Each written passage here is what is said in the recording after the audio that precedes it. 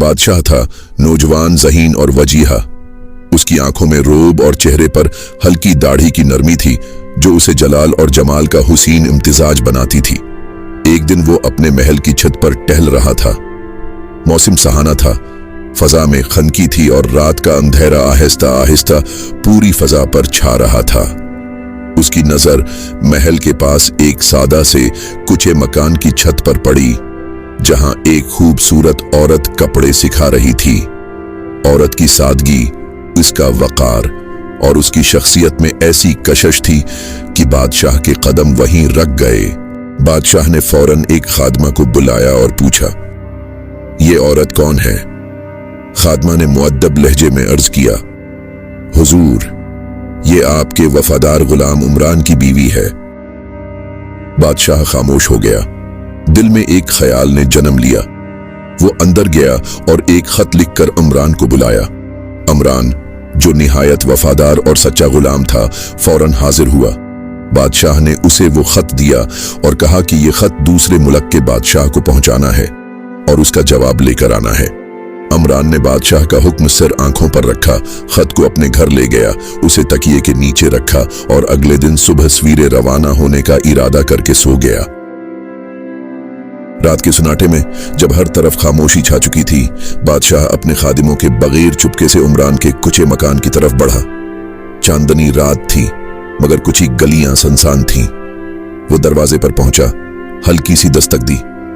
अंदर से उमरान की बीवी की आवाज आई, कौन है? बादशाह ने अपनी नर्म मगर बावकार आवाज में जवाब दिया, तुम्हारे शौहर का बादशाह हूं, तुम्हारे घर मेहमान बनकर आया हूं। औरत हैरान रह गई कि बादशाह खुद उसके दरवाजे पर आया है, मगर उसने दरवाजा खोला और बादशाह को बैठने को कहा, फिर खुद एक तरफ होकर अदब से बैठ गई। बादशाह ने माहौल की सादगी और औरत की हयादारी को महसूस किया। उसने बातचीत का आगाज किया, लेकिन बीवी ने फौरन समझ लिया कि बादशाह का मकसद कुछ और है।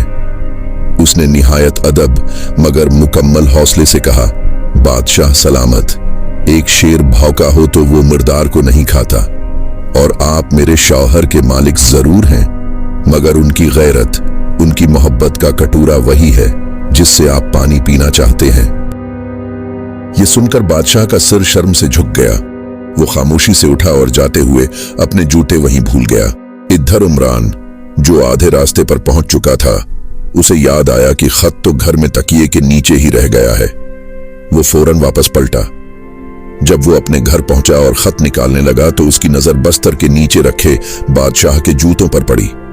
सारी हकीकत उस पर खुल गई, मगर ना उसने बीवी से कुछ पूछा, न शूर किया।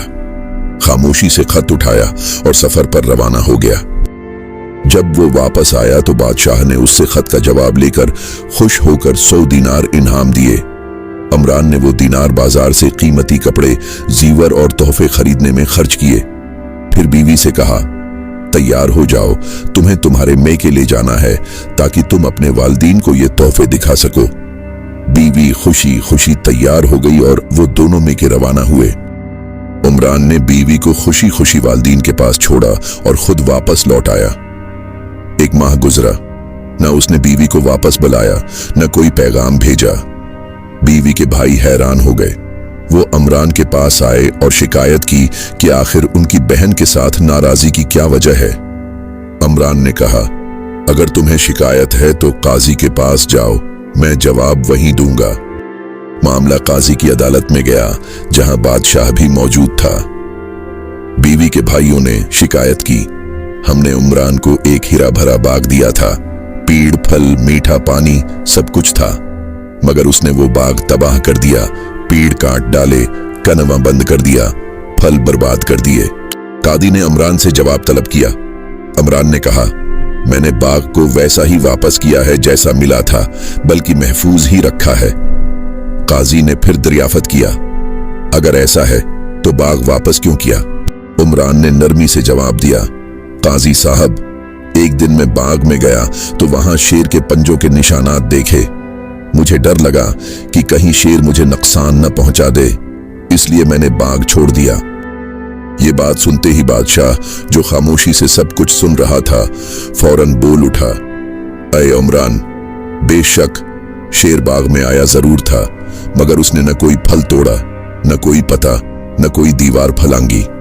वो खाली हाथ वापस चला गया। तुम्हारा बाग महफूज रहा।